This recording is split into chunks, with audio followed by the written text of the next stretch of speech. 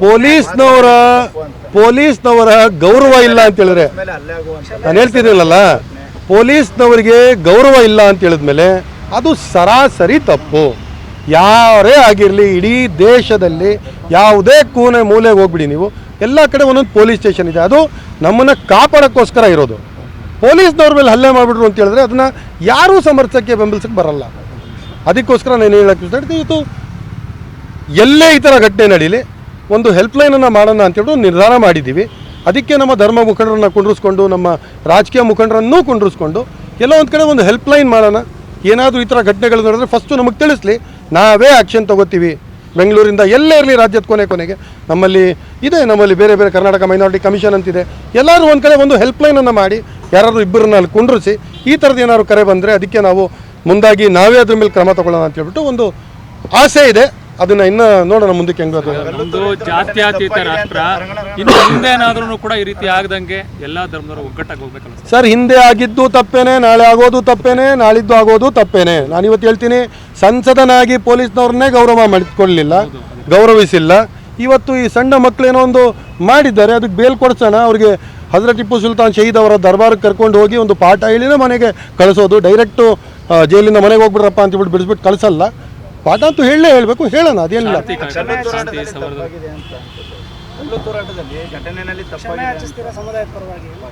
Sir. ದಯವಿಟ್ಟು 100% ಒಂದು ಮಾತು ಹೇಳ್ತೀನಿ, ಪೊಲೀಸ್ನವ್ರ ಮೇಲೆ ಹಲ್ಲೆ ಆಗಿರೋದ್ರಿಂದ ನಾನು ಸಮುದಾಯದ ಪರವಾಗಿ ಈ ಮಕ್ಕಳು ಮಾಡಿರೋ ಇದಕ್ಕೆ ಪೊಲೀಸ್ನವರಿಗೆ ನಾನು ಕ್ಷಮೆ ಕೇಳೋಕ್ಕೆ ಇಷ್ಟಪಡ್ತೀನಿ. ಅದರಲ್ಲಿ ಏನು ತಪ್ಪೇ ಇಲ್ಲ, ಅದರಲ್ಲಿ ಎರಡು ಮಾತು ಇಲ್ಲ. ಎಲ್ಲೇ ಆಗಿರಲಿ ಪೊಲೀಸ್ನವ್ರನ್ನ ಗೌರವ ಕೊಡಲಿಲ್ಲ ಅಂದರೆ ಇದು ಬನಾನಾ ರಿಪಬ್ಲಿಕ್ ಆಗಿಬಿಡುತ್ತೆ. ಇಲ್ಲಿ ಸಿವಿಲ್ ವಾರ್ ಶುರು ಆಗ್ಬಿಡುತ್ತೆ. ಪೊಲೀಸ್ ಇಲ್ಲ ಅಂತ ಹೇಳಿದ್ರೆ ಸಿವಿಲ್ ವಾರ್ ಶುರು ಆಗುತ್ತೆ. ಯಾರಾದ್ರೂ 100 ರೂಪಾಯಿ ಜಾಸ್ತಿ ಇಟ್ಕೊಂಡು ಹೋಗ್ತೀರ ಜೇಬಲ್ಲಿ, ಅವನೊಬ್ಬಿಟ್ಟು ಅವನಿಂದ ಕಾಸು ಕಿತ್ಕೊಬೋದು. ಆವಾಗ ಯಾರ ಹತ್ರ ಬಲ ಇರುತ್ತೋ ಅವನೇ ಎದ್ದುಬಿಟ್ಟು ಇದು ಎಲ್ಲ ಚೆನ್ನಾಗಿರಲ್ಲ. ಒಳ್ಳೆ ಸೆಕ್ಯುಲರ್ ದೇಶಕ್ಕೆ ನಾವು ಪೊಲೀಸ್ನ ಗೌರವಿಸಬೇಕು, ಸಂವಿಧಾನವನ್ನು ಗೌರವಿಸಬೇಕು, ದೇಶದ ಕಾನೂನನ್ನು ಎತ್ತಿ ಹಿಡಿಬೇಕು ಯಾವತ್ತಿಗೂ ಅಂತ ಹೇಳಕ್ಕೆ ಇಷ್ಟಪಡ್ತೀನಿ. 100%. ಅದಕ್ಕೋಸ್ಕರ ಒಂದು ಸೌಹಾರ್ದ ಸಭೆ ಮಾಡೋಣ ರಂಜಾನ್ ತಿಂಗಳಲ್ಲಿ. ಅದಕ್ಕೆ ನಮ್ಮ MLA ಸಾಹೇಬ್ರನ್ನು ಮಾತಾಡಿದ್ದೀನಿ, ನಾನು ತನ್ವೀರ್ ಸೇಠ್ ಸಾಹೇಬ್ರಿಗೆ. ಇಲ್ಲೊಂದು ಸೌಹಾರ್ದ ಸಭೆ ಮಾಡೋಣ. ಯಾಕೆಂದರೆ ಮಸೀದಿ ದರ್ಶನ ಅಂತೇಳಿ ಒಂದು ಪ್ರೋಗ್ರಾಮು ಮಾಡೋಣ. ಮಸೀದಿಯಲ್ಲಿ ಏನಿರುತ್ತೆ, ಮದ್ರಸಾದಲ್ಲಿ ಏನಿರುತ್ತೆ, ಬಂದು ನೋಡಿ ತಾವೆಲ್ಲ. ನೀವು ನಮ್ಮ ಧರ್ಮ ಜಾಗದಲ್ಲಿ ಬಂದು ನಾವು ನಿಮ್ಮ ಇದಕ್ಕೆ ಬಂದರೆ ಆವಾಗಲೇ ನಾವೆಲ್ಲ ಒಟ್ಟಿಗೆ ಇರೋದು. ನಮ್ಮ ರಾಜ್ಯದಲ್ಲಿ ಕರ್ಗಾವನ್ನು ನಡೆದ್ರೆ ಇಲ್ಲಿಂದ ನಾವು ಮಾಲೆ ಕಟ್ಕೊಂಡು ಸ್ವಾಮಿ ಅಪ್ಪಗೆ ಇದಕ್ಕೆ ಹೋಗ್ತಾರೆ, ಅಲ್ಲೂ ಒಂದು ದರ್ಗಾಗೆ ಹೋಗ್ಬಿಟ್ಟೆ ಹೋಗೋದು ಜನ. ನಾವೆಲ್ಲ ಒಂದೇ ಒಂದು ಲಾಸ್ಟಲ್ಲಿ ಮಾತಾಡಿದ್ವಿ, ಕೈ ಹಿಡಿದು ನಡೆಯೋಣ, ಒಂದಾಗಿ ಬಾಳೋಣ. ನಾವು ಕನ್ನಡಿಗರು, ನಾವು ಭಾರತೀಯರು. ಅಲ್ಲ ಸರ್, ದಸರಾದಲ್ಲಿ ಜಂಬೂ ಸವಾರಿ ಅಂತ ಆನೆಗಳು, ಅದು ಆನೆಗಳು ದರ್ಗಾಗೆ ಬಂದ್ಬಿಟ್ಟು ಇವತ್ತು ಅಲ್ಲಿಂದನೇ ಬಂದೆ ನಾನು. ಇವಾಗ ಅದೇ ಹೇಳ್ತಿದ್ರು ದಾರಿಯಲ್ಲಿ. ಸರ್, ಉದಯಗಿರಿ ಪೊಲೀಸ್ ಠಾಣೆ ಮುಂದೆ ತಾವು ಇವಾಗಲೂ ಕೂಡ ಕ್ಯಾಮ್ರಾ ತಗೊಂಡು ಹೋದ್ರೆ ತಮ್ಮ ಕಣ್ಣಿಗೆ ತಾವೇ ನೋಡಬಹುದು. ಅಲ್ಲಿ ಹಳ್ಳ ಮಾಡಿ ರೋಡನ್ನು ರೆಡಿ ಮಾಡೋಕ್ಕೆ ಹಳ್ಳ ಮಾಡಿ ಇಕ್ಕಿದ್ದಾರೆ. ಒಂದು ಸಲ ಈ ಥರ ನೋಡಿದ್ರೆ ನೀವು 120 ಕಲ್ಲು ನಿಮ್ಮ ಕಣ್ಣಿಗೆ ಕಾಣಿಸುತ್ತೆ. ಅಲ್ಲಿಂದನೇ ಕಲ್ಲು ಬರೋದು. ಇದು ಯಾವುದು ಪ್ರೀ ಪ್ಲ್ಯಾನ್ ಯಾರು ಮಾಡಿಕೊಂಡು ಮನೇಲಿ ಕಲ್ಲು ಸೇರಿಸ್ಕೊಂಡು ಇಟ್ಕೊಂಡಿರಲ್ಲ.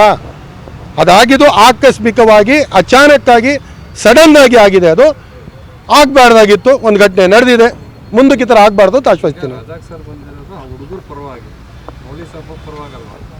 ಎಲ್ಲೇ ಏನೇ ಆಗಿರಲಿ, ಕೋವಿಡ್ ಸಂದರ್ಭದಲ್ಲಿ ಯಾರಿಗೂ ಏನಾದ್ರು ಬೇಕಾಗಿತ್ತು ಅಂದರೂ ರಜಾಕ್ ಅವರು ಓಡಾಡ್ತಾರೆ, ಹಿಂದೂಗಳಿಗೋಸ್ಕರನೂ ಓಡಾಡ್ತಾರೆ, ಕ್ರೈಸ್ತರಿಗೋಸ್ಕರನೂ ಓಡಾಡ್ತಾರೆ. ಅದೇನು ಹಂಗಲ್ಲ. ಎಲ್ಲ ಒಂದು ಕಡೆ 15 ಜನ ಮಕ್ಕಳು, ಅವರು ಮನೆಯೆಲ್ಲ ಒಂದು ಅಷ್ಟು ಇದಿಲ್ಲ ಅವ್ರಿಗೆ, ಯಾವ ಲಾಯರ್ನ ಅಪ್ರೋಚ್ ಮಾಡಬೇಕು, ಯಾವ ಥರ ಏನು ಮಾಡಬೇಕು ಅಂತ. ಅದಕ್ಕೋಸ್ಕರ ಬಂದಿನಿ ವಿನಃ ನಾನು ಯಾವತ್ತೂ ಹಿಂದೂ ವಿರೋಧಿ ಅಲ್ಲ, ಹಿಂದುತ್ವ ವಿರೋಧಿನೂ ಅಲ್ಲ. ಅವರವರ ಧರ್ಮ, ಅವರವರ ಪಾಲನೆ. ಪವಿತ್ರ ಕುರಾನಲ್ಲಿ ಹೇಳುತ್ತೆ, ಲಕುಂ ದೀನುಕುಂ ವಲಿಯ ದೀನ್ ಅಂತ. ನಿಮ್ಮ ಧರ್ಮ ನಿಮಗೆ ಪ್ರಿಯವಾದದ್ದು, ನನ್ನ ಧರ್ಮ ನನಗೆ ಪ್ರಿಯವಾದದ್ದು. ಒಂದು ಧರ್ಮದ ವಿರುದ್ಧ ನಾವು ಮಾತಾಡೋಗಿಲ್ಲ. ಇಂಥ ಒಂದು ಧರ್ಮದವರು ನಮ್ಮ ಧರ್ಮದ ಬಗ್ಗೆ ಈ ಥರ ಒಂದು ಕೀಳು ಮಟ್ಟದಲ್ಲಿ ಮಾತಾಡಬಾರ್ದು. ಅದು ಯಾರೇ ಆಗಿರಲಿ, ಫಾರ್ಮರ್ ಸಂಸದನೇ ಆಗಿರಲಿ, ಈ ಥರ ಮಾತಾಡುವ ಹಕ್ಕು ಈ ರಾಜ್ಯ, ರಾಷ್ಟ್ರ, ಸಂವಿಧಾನ ಯಾರಿಗೂ ಕೊಡಲಿಲ್ಲ ಅಂತ ಹೇಳಕ್ಕೆ ಇಷ್ಟಪಡ್ತೀನಿ. ಸರ್, ಒಂದು ಸಣ್ಣ ಘಟನೆ ಆಗುತ್ತೆ, ಯಾರೋ ನಾಲ್ಕು ಕಿಳಿಗೇಡಿಗಳು ಹೋಗ್ಬಿಟ್ಟು ಒಬ್ಬನ್ನ ಹೊಡೆದು ಬಿಡ್ತಾರೆ.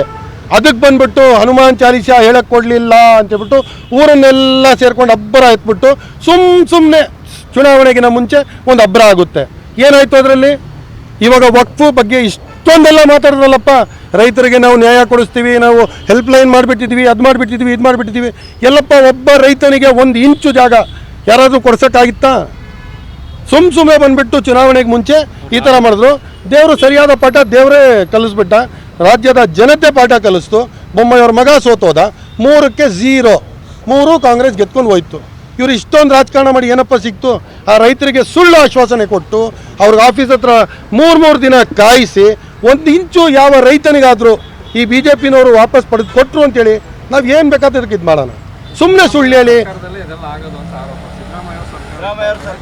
5 ವರ್ಷ 150 ಭರವಸೆಗಳನ್ನು ಕೊಟ್ಟಿದ್ರು ಹಿಂದಿನ ಸರ್ಕಾರದ ಸಿದ್ದರಾಮಯ್ಯರವರ ಸರ್ಕಾರ ಇದ್ದಾಗ. 147 ಭರವಸೆಗಳನ್ನು ಈಡೇರಿಸಿದ್ರು. 5 ಗ್ಯಾರಂಟಿ ಹೇಳಿದ್ರು, ಗ್ಯಾರಂಟಿಗಳು ಆಗಲ್ಲ, ಕಾಸಿಲ್ಲ, ಮಾಡಲ್ಲ, ಸಾಧ್ಯವಿಲ್ಲ. ಇದೆಲ್ಲ BJPಗಳ ಟುಸ್ಪಟಾಗಿ ಡೈಲಾಗ್ಗಳು, ಅದೆಲ್ಲ ಇದಾಗಿಲ್ಲ. 5 ಗ್ಯಾರಂಟಿಗಳು ಸರಿಯಾಗಿ ನಡೀತಾ ಇದೆ. ಹಾಗಂತ ನಾನು ಕಾಂಗ್ರೆಸ್ ವಕ್ತಾರನೂ ಅಲ್ಲ, ಕಾಂಗ್ರೆಸ್ ಬೇಸಿಕ್ ಮೆಂಬರೂ ಅಲ್ಲ. ಏನಕ್ಕೆ ಸಪೋರ್ಟ್ ಮಾಡ್ತೀವಿ ಅಂತ ಹೇಳಿದ್ರೆ, ಒಂದು ಸೆಕ್ಯುಲರ್ ಪಕ್ಷ ಎಲ್ಲರನ್ನೂ ಒಗ್ಗೂಡಿಸಿ ತೊಗೊಂಡು ಹೋಗ್ತಾರೆ. ಅದಕ್ಕೋಸ್ಕರ ಸಿದ್ದರಾಮಯ್ಯ ಅಂತ ಹೇಳಿದ್ರೆ ನಮಗೆ ಒಂದು ಸ್ವಲ್ಪ ಜಾಸ್ತಿನೇ ಪ್ರೇಮ ಅಂತ ಹೇಳಕ್ಕೆ ಇಷ್ಟಪಡ್ತೀನಿ.